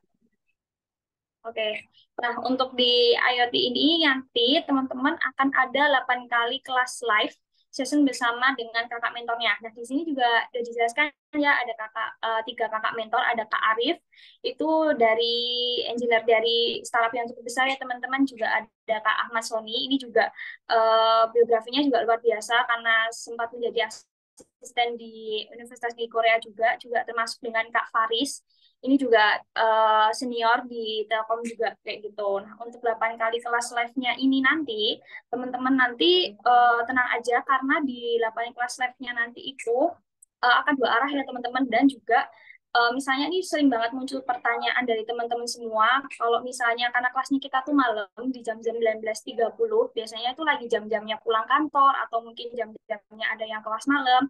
Nah, itu tenang aja karena di 8 kelas live-nya ini nanti teman-teman nanti dapat rekamannya gitu, dan rekamannya ini juga lifetime atau seumur hidup ya gitu. Jadi setelah nanti kelas 1 bulannya berakhir itu teman-teman masih bisa mengakses untuk recordingnya kayak gitu. Kemudian juga untuk bootcamp kita ini general ya teman-teman, bisa untuk teman-teman yang habis atau baru lulus fresh graduate gitu yang pengen mempelajari engineering ke IoT, itu kita juga ada tes psikolog juga, jadi bisa buat tes minat bakat teman-teman semua. Karena tadi saya cek di grup WA juga banyak yang teman-teman dari masih kuliah atau baru lulus kayak gitu, atau mungkin teman-teman yang udah senior juga banyak yang bergabung juga untuk ikut bootcamp kita kayak gitu. Terus juga dari kita ini selama 8 kali sesi live ini nggak cuman live aja atau kelas aja teori aja ya, karena di sini kita akan menghasilkan sebuah portofolio atau project kayak gitu. Jadi nanti di akhir sesinya kita akan teman-teman itu akan dapatkan portofolinya kayak gitu. Nah, pasti pertanyaannya adalah teman-teman yang ingin ikut mini bootcamp ini kan kebanyakan pengen dapat sertifikat ya. Nah, di bootcamp pasti ada perbedaannya dengan mini bootcamp dan intensifnya gitu untuk sertifikatnya. Nah, untuk sertifikatnya di intensif bootcamp ini nanti teman-teman akan lebih profesional kayak gitu. Jadi setiap 8 kali pertemuan itu, kemudian untuk setiap materinya itu akan didetailkan lagi di e-sertifikatnya dibandingkan mini bootcamp yang sekarang kayak gitu. Jadi lebih yang teman-teman mau dilampirkan ke CV atau mungkin di LinkedIn-nya teman-teman itu bisa banget kayak gitu. Terus juga ini akan membantu profesional brandingnya teman-teman juga. Kemudian kalau teman udah gabung di intensif bootcampnya ini, misalnya udah pendaftaran bersama saya, itu nanti akan saya langsung invite ke grup WhatsApp kayak gitu. Dan di grup WhatsApp ini nanti fungsinya selain untuk mentoring, misalnya untuk info update kelas, terus juga selain info-info lebih lanjutnya, kita biasanya juga sharing LinkedIn kayak gitu. Ini banyak membantu buat teman-teman juga yang fresh graduate kayak gitu. Ini juga grupnya seumur hidup ya teman-teman. Jadi kalau misalnya teman-teman suatu saat ada live, maksudnya kayak study case yang ingin ditanyakan di grup mengenai IoT, itu bisa langsung sharing ke grup aja. Nanti bisa dibantu sama kakak mentornya atau mungkin teman-temannya, atau bahkan kemarin ada yang misalnya butuh locker atau bisa sharing-sharing, nah itu bisa banget dibantu dengan grup WhatsApp ini kayak gitu. Jadi bisa benar-benar membangun relasinya teman-teman semua kayak itu ya. Seperti yang saya jelaskan tadi juga, untuk bootcamp ini semuanya lifetime ya, atau seumur hidup dari WhatsApp-nya, kemudian juga recording-nya kayak gitu. Jadi bisa sangat bermanfaat untuk jangka panjang teman-teman semuanya kayak gitu. Kemudian apa sih benefitnya dari intensive bootcamp dari IoT di Expert ini? Seperti yang dijelaskan di sampingnya teman-teman ya, ada teman-teman nanti akan mempelajari seperti ilmu IoT, sensor, dan Arduino, terus juga menelusuri ESP32, kemudian MQTT atau HTTP-nya gitu, seperti memahami IoT mobile apps dan lain-lain. Kemudian juga merancang PCB menggunakan KiCad dan mengintegrasikan perangkat kerasnya IoT kayak gitu. Kemudian juga menguasai pemrograman berorientasi objek, terus juga membuat library untuk pengembangan proyek IoT, serta membangun platform IoT menggunakan Node-RED untuk mengintegrasikan dan mengelola dan mengontrol perangkat IoT, sampai juga ke menguasai teknik pengiriman data yang efisien dan aman menggunakan Node-RED. Kayak gitu. Anggi, boleh dilanjutkan? Nah, Nah, untuk IoT ini kita ada buka 2 kelas ya teman-teman. Jadi ini bisa buat semua yang mungkin mau belajar IoT dari basic, kita juga ada basic level. Nah, di sini udah saya detailin nih kurikulumnya, karena kan tadi saya bilang ya ada 8 kali pertemuan dalam 1 bulan. Jadi seminggu itu bisa 2 kali pertemuan kayak gitu. Nah, seperti yang dijelaskan ini kelasnya akan mulai di tanggal 12 Desember, di bulan Desember ya teman-teman. Nah, itu untuk kelasnya di jam 19.30 WIB ya. Jadi kalau misalnya biasanya nih yang di hari Jumat, yang misalnya lagi jam pulang kantor, atau mungkin saya juga, atau ada kendala atau apa-apa, bisa konfirmasi aja. Nanti tetap dan tempat recordingnya tetap bisa presensinya, dan tenang aja, karena recordingnya ini sangat membantu dan nggak membuat teman-teman yang gimana-gimana, karena banyak juga peserta dari bootcamp kita itu karena ada recordingnya kayak gitu. Nah, untuk jadwalnya kayak misalnya di sesi pertama dengan Kak Ahmad Soni, itu langsung yang pertama untuk yang basic itu pasti di introduction-nya dulu. Ini benar-benar di dasarnya, benar-benar di introduction-nya tuh IoT. Karena banyak peserta nih yang kayak, saya takut kalau di tengah jalan saya nggak mampu atau apa, tenang aja. Karena di sini sudah didetailkan juga nih untuk kurikulumnya, kayak gitu. Kemudian untuk pertemuan keduanya ada fundamental of Arduino, kemudian juga ada fundamental ESP32, kemudian juga lanjutannya, kemudian implementasi aktuatornya, ada IoT platformnya, sending data, dan sampai di pertemuan ke-8, itu bisa dicek ya teman-teman, di tanggal 5 Januari itu kita sudah membuat proyeknya, kayak gitu, IoT Mobile Apps Develop-nya, kayak gitu, udah membuat proyeknya Smart Home, Project Development Smart Farming-nya, kayak gitu. Nah, itu juga ada tools-nya yang dibutuhkan teman-teman, itu seperti Arduino, kemudian simulator ESP-nya, sama yang pastinya Zoom ya teman-teman, untuk bisa kelasnya kayak gitu. Nah, kalau teman-teman pengen yang kelas lanjutan, itu kita juga ada nih. Itu untuk yang basic kita sudah sampai batch 19, kemudian yang advance kita udah di batch 2 teman-teman. Nah, di advance batch 2 ini itu nanti sudah lihat ya dari materinya aja. Yang pertama sudah langsung introduction to PCB kayak gitu. Terus juga lanjutannya ada di PCB design, kemudian ada object oriented programming, kemudian juga ada creating custom libraries, kemudian ada building IoT platform with Node-RED, ada juga advanced MIHTT data transmission techniques, dan kemudian ada early warning, dan yang terakhir ada project juga dari early warning telemetry system data transmission project kayak gitu. Tapi untuk teman-teman yang mau kelasnya lanjutan, ini kan untuk yang basic sama yang advance di bulan Desember. Nanti untuk misalnya teman-teman yang mau kelas lanjutannya bareng, itu nggak langsung jadi satu kok teman-teman. Nanti untuk batch selanjutnya bisa ikut di batch ketiganya, itu biasanya di bulan Januari gitu. Untuk yang tools yang dibutuhkan sama ya teman-teman, ada di simulator ESP sama Zoom juga kayak gitu. Lanjut ke Anggi. Nah, untuk bootcamp expert ini desain untuk apa sih kayak gitu? Seperti yang saya jelaskan ya, karena banyak juga teman-teman dari fresh graduate itu bisa banget, tenang aja, nggak usah takut. Biasanya pada tanya, saya takut kalau misalnya setengah jalan saya kurang paham atau gimana, tenang aja karena ini bisa buat fresh graduate dan banyak terbantu banget ya teman-teman, seperti di grup WhatsApp-nya itu kalau misalnya ada kendala atau apa tuh bisa langsung konfirmasi aja, langsung bisa tanya-tanya kayak gitu. Terus juga buat IT profesional karena kita nggak ada rank usia, terus ada juga banyak karena saya sering berinteraksi dengan teman-teman yang alumni ya itu sampai yang usia sudah banyak ceritanya, ada yang sudah 50 tahun, 60 tahun masih semangat untuk belajar ikut bootcamp kayak gitu, dari yang melampirkan portofolio mereka kayak gitu, ada yang sudah mengikuti bootcamp semuanya dicobain kayak gitu. Itu bisa banget untuk IT profesional, kemudian juga untuk software engineer, kemudian juga electronic technician atau entrepreneur atau tech student, itu semuanya bisa. Atau mungkin teman-teman yang masih kuliah pengen melanjut, memang udah penasaran banget sama IoT, itu bisa banget lebih lanjut untuk bisa belajar bootcampnya ini kayak gitu. Nah, kemampuannya yang akan teman-teman kuasai nih setelah mengikuti bootcamp kita itu ada dua hasilnya teman-teman, dari hard skill maupun soft skillnya gitu. Kalau dari hard skillnya jelas ya teman-teman, seperti IoT and sensory teknologi, kemudian ada Arduino programming, terus juga ada ESP, ada sensor implementation, kemudian ada actuator integration WSP-nya, terus data-datanya seperti sampai ke efisiensi data transmission and integration-nya kayak gitu. Nah, untuk soft skill-nya, karena biasanya untuk ikut bootcamp-nya kita ini kan ada tugas-tugas ya setiap pertemuannya kayak gitu. Nah, pasti itu dari yang kerja penilaiannya individual, tapi juga ada kerja kelompok juga, dan nanti akan menghasilkan soft skill juga untuk teman-teman semua, seperti kayak attention to detail, karena udah pengalaman dari tugas-tugasnya, kemudian ada time manajemennya, kemudian pasti teman-teman karena berkontribusi banyak sama teman-teman juga ya, pasti untuk effective communication-nya, terus problem solving-nya, kemudian juga collaboration and communication, terus adaptability-nya tuh challenge and change, kemudian juga efektif untuk documentation and project management, sampai untuk critical thinking and data analysis-nya teman-teman gitu. Lanjut ke Anggi.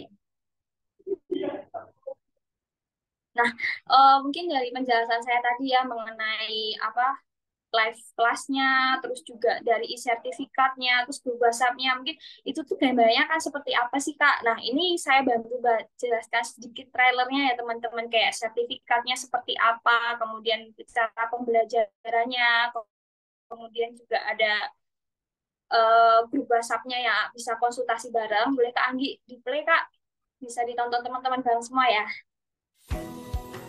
Bootcamp ini memang kita desain dari yang bisa untuk mengakomodir rekan-rekan yang baru mau mulai. Makin besar intensitasnya justru membuat bacaan analognya jadi lebih. Nah, ini kan dikerjakan nih. Oh, berarti yang baris ini memang bukan bagian dari body A. Ada nggak yang masih bingung?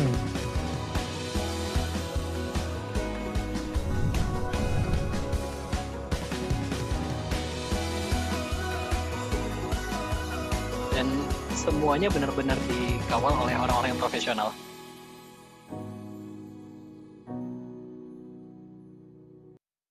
Oke, itu sih untuk gambaran trailer belajarnya di bootcamp IoT gitu. Tadi ada sedikit gimana ngodingnya, terus kemudian juga ada apa sertifikatnya ya teman-teman, terus juga grup WhatsApp-nya kita sharing-sharing gitu. Bahkan grup WhatsApp-nya itu banyak banget sih, kayak teman-teman yang dari bootcamp batch pertama sampai ke 19 ini sharing-sharing apa aja boleh, mau pekerjaan, mau sharing ilmu, mau pertanyaan atau apapun tuh boleh banget kayak gitu. Dan itu lifetime ya teman-teman, jadi bisa buat sampai seumur hidupnya teman-teman kayak gitu.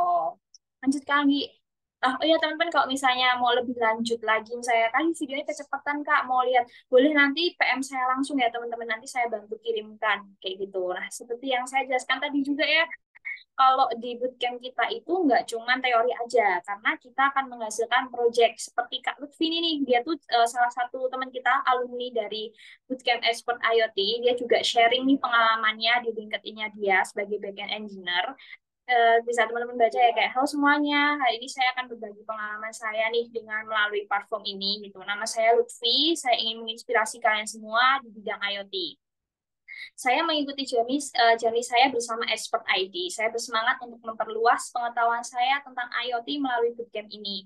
Dengan belajar keterampilan yang kuat ini, saya ingin meningkatkan skill saya untuk dapat berkontribusi dalam inovasi produk. Bina Project IoT di Expert ID, dia batch 14, berbicara tentang menciptakan konsep atau simulasi IoT di dalam konteks smart farming. Terima kasih kepada Bootcamp IoT dan mentor yang luar biasa. Bergabunglah dengan saya mempelajari IoT, menemukan koneksi dan ilmu advance bersama Expert ID.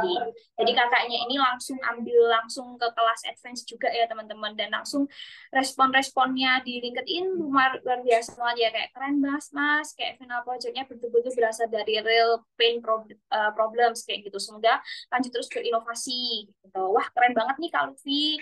Apa ada lagi kesempatan buat ikut kayak bootcamp kayak gini lagi ya, mau informasinya, cheers kayak gitu. Jadi memang penting banget nih buat teman-teman yang aktif untuk bisa ambil value diri. Nah, itu sharing-sharing aja ke LinkedIn bisa sangat membantu project koneksi teman-teman di sana kayak gitu. Nah, ini salah satu projectnya Kak Lutfi itu juga di-share di YouTube gitu. Boleh di-share Kak Anggi?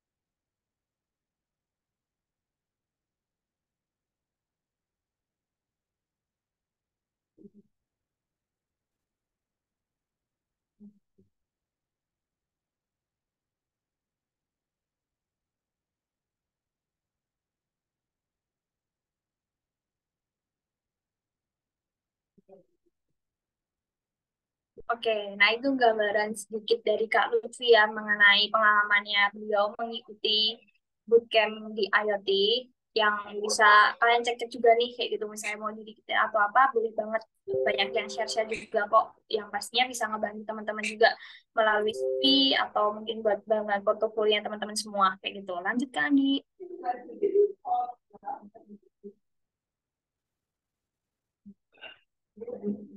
Nah, ini salah satu cerita dari Kak Ari Indrayanti. Dia salah satu head of product of at Google. Dan di sini beliau juga menceritakan pengalamannya. Jadi seperti yang saya jelaskan tadi ya, bootcamp ini bukan untuk yang nggak bisa atau bukan berarti yang belum pernah berpengalaman. Semuanya tuh berhak untuk bisa belajar gitu. Seperti Kak Ari ini ceritanya seperti kayak bootcamp ini tuh sangat cocok untuk mereka yang baru ingin mulai mempelajari konsep IoT dengan menggunakan single board microcontroller seperti Arduino dan memanfaatkan protokol jarak jauh yang tersedia di Indonesia. Karena diajarkan sampai ke konsep, bootcamp ini bisa saya manfaatkan sebagai modal membangun konfigurasi IoT lebih jauh lagi gitu. Ini kakaknya udah berpengalaman lebih banyak ya dan dia masih haus ilmu sampai beliau juga mengikuti bootcamp dan pastinya ada beberapa testimoni dari teman-teman lainnya seperti Kak Raihan Azalian ini. Beliau ini ya apa student ya mahasiswa di Telkom dan dia juga menyampaikan bahwa cara pembelajarannya oke banget dan mentornya responsif.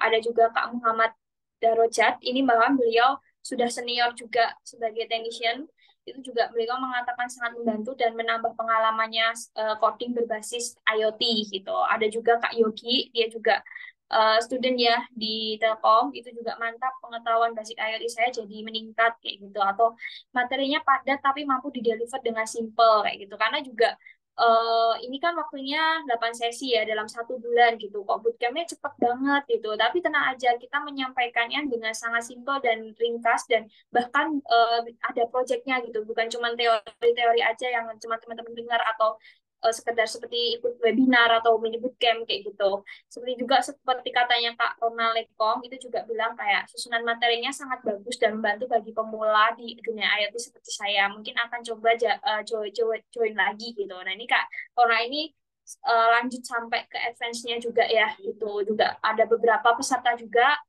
Fun fact juga nih buat teman-teman semua, karena di Expert ini nggak cuma IoT aja ya bootcampnya, kita ada Flutter, kemudian ada React.js, ada web developer kayak gitu. Jadi banyak peserta yang udah ikut IoT, kemudian mereka juga tertarik untuk mengikuti bootcamp lainnya kayak gitu karena merasa pembelajarannya dan seperti kurikulumnya yang disampaikan dengan mentornya dan cara fasilitas yang didapatkan itu sebanding gitu dengan biayanya. Makanya mereka nggak cuma ikut 1 bootcamp, tapi bisa mengikuti semua bootcamp. Bahkan ada teman kita itu yang bisa semua 4-6 bootcamp kita, advance maupun basic, semuanya diikutin. Kayak gitu. Lanjutkan, Gi.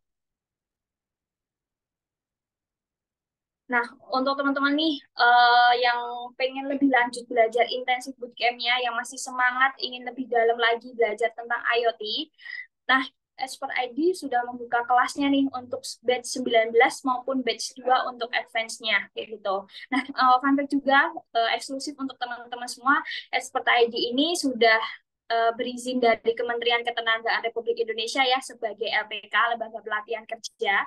Jadi ini juga salah satu opportunity untuk teman-teman semua yang pengen bisa belajar lebih detail lagi mengenai IoT. Karena seperti yang Kominfo sudah sampaikan di tahun 2022 nih, kalau saatnya menjadi IoT engineer. Karena di tengah pesatnya pertumbuhan perangkat IoT ini adalah peluang besar untuk teman-teman yang pengen menambah karirnya, pengen menambah karena IoT ini bisa untuk jangka panjang teman-teman semua ya, kayak gitu. Dan dengan 3 mentor yang luar biasa ini, kalau teman-teman bisa mengenal lebih detail 3 orang ini, sebenarnya mereka memiliki background yang luar biasa di dalamnya, kayak gitu. Nah, untuk biayanya, seperti yang saya bilangkan ya, untuk intensif ini premium gitu. Jadi untuk yang basic level, jika teman-teman itu nanti untuk basic levelnya itu dari harga 998.000, teman-teman cuma membayar di 499.000. Sedangkan untuk yang advance level itu dari harga normalnya 1.600.000, teman-teman hanya membayar di 799.000 aja kayak gitu. Next kali. Nah, tapi tenang aja teman-teman, karena teman-teman yang semangat malam ini untuk ikut mini bootcamp, kita ada harga khusus atau ada potongan harga khusus lagi nih dari harga yang sebelumnya. Misalnya teman-teman yang malam ini mau daftar dan tertarik untuk intensif bootcamp, kita ada 8 peserta tercepat atau kuota aja dari yang harganya tadi ya, untuk yang basic kan harganya 799.000 ya untuk umum, 499.000 untuk umum ya. Nah, untuk yang basic nanti dapat potongan lagi sebesar 200.000. Jadi, teman-teman untuk yang basic hanya membayar di 299.000 aja. Sedangkan kalau teman-teman berminat untuk yang ikut advance, tadi kan harga normalnya 1,6 ya. Kemudian untuk harga umum, teman-teman bayarnya di 799.000. Nah, untuk peserta malam ini, untuk yang ikut mini bootcamp ada potongan 200.000. Jadi teman-teman hanya membayar di 599.000. Nah, untuk caranya ngeklaim untuk peserta 8 tercepat malam ini, teman-teman bisa langsung chat ke saya, ke CRM Export yang saya spill di grup, langsung PM saya aja, misalnya tertarik ke basic, langsung chat aja basic, kayak gitu. Atau teman-teman mau tertarik yang advance, langsung chat aja advance, kayak gitu. Ke nomor saya yang 089-603-300675. Saya tunggu ya teman-teman untuk yang 8 peserta tercepat yang langsung payment, langsung saya invite ke grup, langsung bisa teman-teman pembelajarannya akan dimulai di bulan Desember kayak gitu. Lanjut ke Anggi. Nah, untuk paket yang paling sering dibeli dan paling banyak ikut itu ada di paket bundling teman-teman. Karena di paket bundling ini teman-teman langsung dapat 16 sesi dalam 2 bulan. Jadi kelasnya nanti yang basic udah langsung ke kelas advance lanjutannya. Dan potongannya juga kami tambah. Kalau tadi kan dari setiap paket, kalau yang basic dapat potongan 200, kemudian yang advance 200, ini ada tambahan potongan 100.000 lagi. Jadi totalnya teman-teman dapat potongan 500.000 gitu. Nanti teman-teman untuk mengikuti yang sampai dari basic sampai advance itu cuma membayar sebesar 799.000 aja. Itu saya harganya yang advance tanpa potongan yang umum ya teman-teman ya gitu. Tapi untuk yang teman-teman diikuti mini bootcamp ini, teman-teman cuma dapat 799.000 udah dapat sampai paket bundling kayak gitu. Nanti kalau mau yang ikut bundling, langsung aja chat saya ke bundling kayak gitu. Oke, Kak Anggi, boleh lanjut. Ini untuk 8 peserta pertama malam ini ya, langsung aja. Nah, seperti yang dijelaskan tuh ya, kayak basic itu 499.000, kemudian yang advance itu 799.000.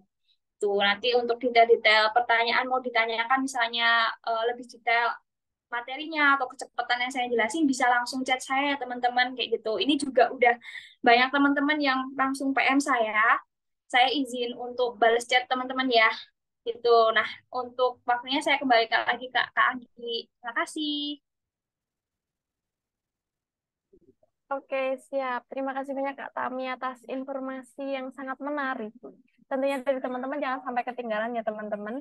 Bagi yang ingin belajar lebih lanjut lagi terkait dengan IoT, bisa langsung chat ke Kak Tami dan dapatkan diskon sebanyak 200.000. Seperti itu. Oke. Mungkin kita bisa lanjut ke sesi Q&A ya teman-teman. Nah, di sini saya izin share screen untuk Q&A mentinya. Oke. Jadi di sini sudah cukup banyak pertanyaan ya teman-teman.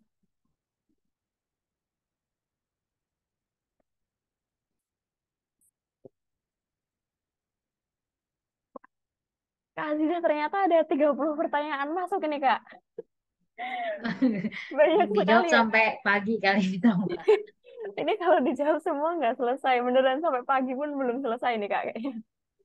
Oke. Boleh. Jadi karena memang waktunya juga sudah menunjukkan pukul 21, jadi mungkin kita jawab di 4 pertanyaan. Bagaimana Kak? Boleh, silakan Mbak Anggi bikin aja Oke. coba Kak. Mungkin dari Kak Aziza ada yang ingin dipilih Kak untuk pertanyaannya? Bebas kayak terserah Mbak Anggi aja boleh yang mana aja. Oke, mungkin kita ke Oke, pertanyaan pertama dulu ya Kak, karena ini boleh. kakaknya ini sangat bersemangat ya sampai Mm-mm. langsung isi menti yang pertama gitu ya Kak. Tapi tidak ada namanya nih Kak. Oke, Mm-mm.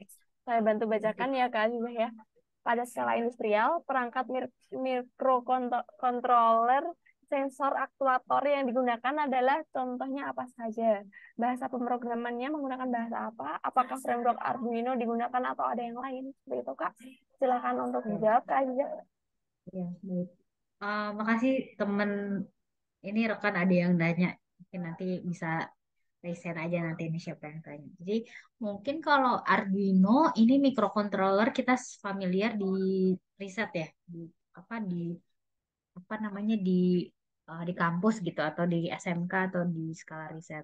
Sebenarnya ini sekarang kalau misalnya ASP dan Arduino, ASP tuh bahasanya pakai Arduino. Jadi tadi itu sebenarnya kita juga pakai Arduino tapi kita coding pakai VS Code terus kemudian ada yang namanya extension platform I/O yang memudahkan. Nanti itu dia bisa pakai berbagai bahasa apakah Arduino terus kemudian ada Node MCU ada juga apa namanya misalnya Semtech dan sebagainya. Nah, jadi kalau di Arduino itu masih bisa diimplementasikan untuk di industri, tapi misalnya yang skalanya nggak terlalu masif. Misalnya tadi disebutkan di farming, di yang tadi ya Mas Lutfi coba, misalnya di perkebunan atau di agriculture yang cenderung dia nggak terlalu banyak, terus nggak terlalu kritikal maksudnya. Nah itu dia bisa masih pakai Arduino, pakai sensor yang kebutuhan masing-masing. Misalnya tadi pakai DHT, pakai pressure, pakai misalnya flow sebagai ya ultrasonic itu disesuaikan sensor-sensornya. aktuatornya juga digunakan misalnya apakah pompa, apakah nanti valve-nya yang dikontrol. Nah, itu bisa digunakan dengan Arduino. Tapi Arduino punya keterbatasan memori, terus kemudian pin-nya.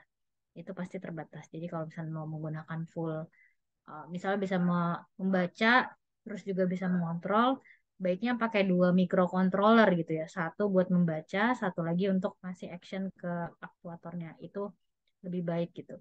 Tapi kalau misalnya di skala industri yang manufaktur, itu ada perangkat-perangkat yang grade-nya grade industrial gitu. Gold standar yang sudah dipakai di industri. Dan biasanya memang sudah ada device manufakturnya yang melakukan apa menggunakan membuat device-nya, sensornya misalnya kayak kalau kalian familiar dengan merek Siemens, Honeywell, terus kemudian Yokogawa, instrumen-instrumen industrial gitu yang hubungannya dengan sensor, terus apa pressure, tekanan, temperatur, level, terus flow, itu ada yang skala industri. Kemudian gimana cara mengakuisisinya sih dengan IoT?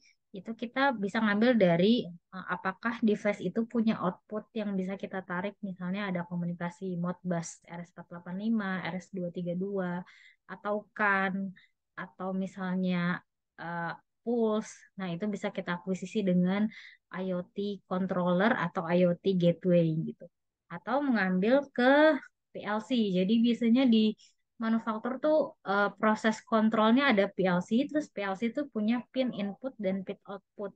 Nah, kita ambil dari pin outputnya data-data dari setiap sensor itu. Dimasukkan ke dalam IoT gateway, nanti masuk ke dashboard, ke platform, nanti ada dashboardnya. Kira-kira gitu ya mungkin Mbak Anggi gambarannya. Jadi dikembalikan lagi nanti dengan pas scope segmen segmen industri yang mau disasar solusinya. Paling gitu Mbak. Oke, siap. Terima kasih Mbak Aziza untuk jawabannya. Semoga menjawab ya untuk kakak yang bertanya pertanyaan ini seperti itu Kak. Oke, kita Itu bisa dari lanjut ke pertanyaan Mas Ajis selanjutnya. Muhajar kayaknya Mbak itu Mas Ajisnya nge-raise hand. Oh Nah itu ya, dia. jadi ini pertanyaan dari Kak Aziz Muhajar ya Kak. Oke, Ya betul. oke lanjut. Mungkin ada yang ingin dipilih Kak? Atau kita pilih random? Oh ini tadi, apakah website Tago gratis atau bayar? Tadi aku Hmm, pakai Tago IO ya yang pertama kali. Itu salah satu dashboard plug and play. Jadi sebenarnya cukup banyak tuh dashboard yang bisa plug and play. Itu ada free trialnya, tapi memang harus terkoneksi dengan misalnya provider networknya. Apakah itu LoRa, Sigfox, atau misalnya ada MQTT atau develop sendiri pakai Chirpstar. Itu ada free trialnya berapa selama beberapa waktu. Jadi dasarnya gratis, kita bisa daftarin sampai 5 device, terus ada misalnya ada 5 5 tampilan dashboard kayak tadi. Nanti kalau lebih dari itu baru berbayar. Jadi kalau misalnya mau trial-trial dulu pakai 1 2 device itu masih gratis kok.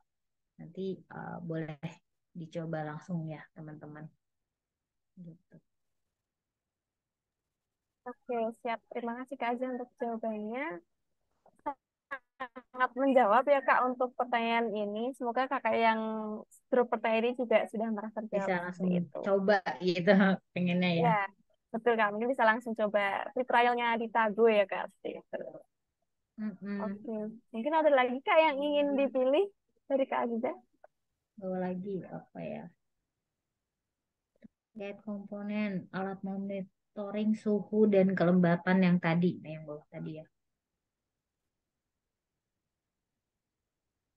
Yang Produk. mana Nah, Kak? yang tengah itu kali ya, Mbak. Izin bertanya, apakah boleh dijelaskan terkait komponen yang digunakan pada alat monitoring suhu dan kelembapan tadi? Jadi, ini ada 2 device kan. Device pertama adalah, device pertama ini yang apa ya? Kita sebenarnya banyak perangkat yang dijual bebas di pasaran gitu ya. Ini ini cenderung lebih gampang untuk kita duplikasi karena untuk mengimplementasikannya mudah. Kedua adalah kita embed bikin sendiri dari Shield ya. Jadi ini kalau yang bawah ini adalah Arduino SP32 Lynx 32 ya, basisnya Lynx 32. Nanti dia sudah ada komunikasi LoRa-nya. ini yang berfungsi sebagai aku aku matiin ini dulu kali ya virtual background. Apa namanya? Ini berfungsi sebagai si modul komunikasinya. Pakai LoRaWAN. Nah, kemudian di sini ada shield apa namanya? Shield sensornya. Jadi di sini sebenarnya ada DHT sensor. Dia fungsi speknya adalah membaca temperatur dan kelembaban dari bacaan apa namanya resistansi. Kemudian di sini ada relay sebenarnya. Relay ini nanti dia akan dihubungkan misalnya ke aktuator ke lampu. Ini kan ada output dua di sini ya. Ini relay ini akan memutus mati nyala dari lampu. Misalnya ketika kita mengubah kita tambahkan ke dalam firmware tadi threshold dengan apa temperatur yang rendah temperatur tinggi terus kemudian kelembapannya rendah nanti akan menyalakan lampu seperti itu. Nanti kebalikannya kalau misalnya temperaturnya tinggi terus kemudian apa kelembabannya tinggi, nah itu lampunya dimatikan. Lebih ke kayak tadi. Terus sisanya ini lebih ke apa namanya ini LED indikator nyalanya, terus kemudian ada reset button, terus kemudian ya udah so far ini pin-pinnya yang bisa digunakan. Jadi tadi kita pakai pin 14 karena ini didesain masuk ke dalam pin 4 gitu. Terus sebenarnya masih ada banyak pin yang bisa digunakan di shield shield Arduino ini. Tergantung nanti butuhnya ada berapa sensor. Kita juga bisa pakai apa namanya pemecah multiplexer gitu untuk menambahkan pinnya. Tapi itu akan lebih boros ke dalam apa ya resource mikrokontrolernya. Jadi kalau misalnya mau lebih banyak yang di motor atau lebih banyak di kontrol itu pakai 2 mikro itu lebih baik mungkin gitu sih. Atau pakai apa pakai perangkat yang lain misalnya STM32 atau misalnya pakai apa namanya pakai perangkat lain misalnya dari Semtech dari IoThings, nah itu bisa dicoba juga dari itu. Tapi memang yang paling familiar dan mudah untuk kita oprek tuh di pakai Arduino gitu ya. Gitu sih, teman-teman. Mungkin semoga menjawab. Silakan Mbak Anggi. Oke, siap. Terima kasih Kak Ajah atas jawabannya untuk pertanyaan ini. Mungkin ini untuk pertanyaan terakhir ya Kak. Silakan Kak, apakah mau kita pilih random aja atau ada yang ingin dipilih Boleh lagi? random aja terserah Mbak Anggi. Sekarang Mbak Anggi yang pilih silakan. Oke, siap. Mungkin ini ya Kak dari Kak Numa. Kalau salah satu kelemahan perangkat IoT yang paling fatal adalah, nah, mungkin ini cukup general Pertama ya Kak. kok ya kelemahannya pertama mungkin dari pemilihan sensornya akurasi gitu ya. Jadi harus dipastikan datanya akurat, gak hanya kirim data asal-asalan gitu. Misalnya tadi ngirim data suhu misalnya 24, tapi ternyata dia ngirim 32, panas banget padahal nggak sepanas itu sebenarnya. Nah, ya itu akurasi. Kedua adalah reliability atau ketahanan perangkat itu dari lingkungan gitu. Durability-nya, apakah dia akan dipasang di outdoor, terus kemudian apakah nanti dia di indoor, misalnya lingkungannya asam atau gimana, nah itu harus dipastikan pemilihan sensornya dan apa boxnya, shieldnya. Kemudian yang ketiga adalah interkoneksinya, jangan sampai dia transmit powernya rendah gitu, jadi dia sering disconnect, itu jadi salah satu hal yang paling nggak mengenakan untuk seorang untuk tim IoT ketika perangkatnya disconnect gitu, itu akan susah gitu.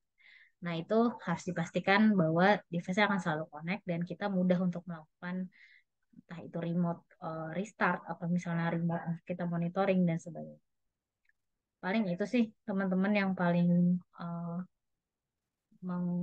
penting ya. Sama mungkin kalau di sisi bisnis, uh, kalau pelanggan itu pasti pengen beli perangkat yang murah, eh, kuat, bagus gitu. Nah, itu pasti kan jadi PR tuh untuk tim hardware atau tim solusi untuk pilih perangkat, untuk desain gitu. Sama dan kalau di sisi kita itu perangkat mana yang lebih mudah untuk kita duplikasi atau scalability-nya lebih mudah untuk kita implementasi. Jangan sampai misalnya kita mau pasang 10.000 device tapi kita harus config satu-satu nge-upload dari ini misalnya dari laptop gitu, itu akan jadi PR. Coba kita punya skema lain yang lebih efisien. Paling gitu sih, teman-teman. Oke, siap. Terima kasih banyak. Kak Aziza sangat menjawab ya, Kak. Karena waktunya sudah pukul 9 lebih, jadi kita cukupkan di 4 pertanyaan ya, Kak. Mohon maaf ya, teman-teman, ini ada 31 pertanyaan, jadi tidak bisa terjawab semua. Jadi mungkin bisa, boleh banget kalau mau langsung bergabung ke Kak Aziza ya, Kak. Melalui LinkedIn mungkin ya, Kak ya. Ya, di LinkedIn atau di Instagram atau di WhatsApp juga boleh. Oke, Ya mungkin LinkedIn dan Instagram itu paling. oke, siap. Terima kasih banyak Kak Azza. Dan juga mungkin teman-teman yang ingin belajar lebih dalam lagi, bisa banget nih langsung join ke Bootcamp Expert dengan langsung chat Kak Tami agar mendapatkan diskon sebesar Rp200.000 khusus 8 peserta mini bootcamp malam ini yang tercepat chat ke Kak Tami. Seperti itu. Oke, karena semua sesi sudah kita lakukan ya teman-teman. Jadi mungkin sebelum memasuki ke sesi foto bersama dari Kak Azizah, apakah ada yang ingin disampaikan Kak atau mungkin closing statement gitu Kak? Silahkan Kak. Closing statement dari aku mungkin jadi IoT engineer mungkin utamanya adalah harus sering-sering mencoba, terjun langsung, terus jangan takut salah. Nggak apa-apa kalau salah, mungkin kita kan masih belajar ya. Jadi eh, intinya sih coba langsung dan iterasi gitu. Kayak kita nggak akan selesai proses belajar sekali aja. Bahkan sampai misalnya yang udah lulus kuliah itu mungkin di dunia kerja dikira nggak akan belajar, nggak kebalik. Justru di dunia kerja nanti belajarnya akan lebih banyak. Gitu sih, jangan bosan-bosan belajar. Semoga kita tetap semangat untuk bisa cari ilmu bareng-bareng. Gitu tuh, Mara. Makasih Oke, teman-teman sudah meluangkan waktunya, Mbak Bandi dan teman. ya.